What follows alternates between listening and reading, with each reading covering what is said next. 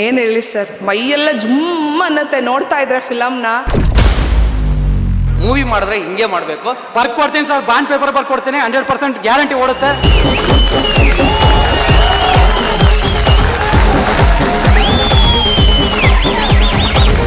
Raj B ಶೆಟ್ರು ಯಾವತ್ತು ಆಡಿಯನ್ಸ್ಗೆ ಮೋಸ ಮಾಡಲ್ಲ. ತುಂಬಾ ಚೆನ್ನಾಗಿ ಸಸ್ಪೆನ್ಸ್ ಬಿಲ್ಡ್ ಮಾಡಿದ್ದಾರೆ. ಸೀಟ್ ಎಡ್ಜ್ ಅಲ್ಲಿ ಕುತ್ಕೊಂಡು ನೋಡ್ತಿದೀವಿ. ಇಂಟರ್ವಲ್ ಅಲ್ಲೂ ಕುತ್ಕೊಂಡ್ಬಿಟ್ಟಿದ್ದೀನಿ, ಆಚೆ ಹೋಗಕ್ಕೂ ಮೂಡಿಲ್ಲ ನನಗೆ. ಬಾಯ್ ಬಿಟ್ಕೊಂಡು ನೋಡ್ತಾ ಇದ್ದೀನಿ ನಾನು. ಫಸ್ಟ್ ಹಾಫ್ ತುಂಬಾನೇ ಇಂಟ್ರೆಸ್ಟಿಂಗ್ ಆಗಿತ್ತು, ಬಟ್ ಸೆಕೆಂಡ್ ಹಾಫ್ ವಾವ್, ತುಂಬಾ ದಿವಸ ಅಂತ ಈ ಬ್ರೇನಿಗೆ ಕೆಲಸ ಕೊಡ್ತು. Twist May twist. ನಾವ್ ಇವರು ಅವರು ಅಂದ್ಕೊಂಡ್ರೆ ಅವ್ರಾಗಿರಲ್ಲ, ಇನ್ಯಾರೋ ಆಗಿರ್ತಾರೆ. ಸಸ್ಪೆನ್ಸ್ ಅಂತೂ ನಿಜ.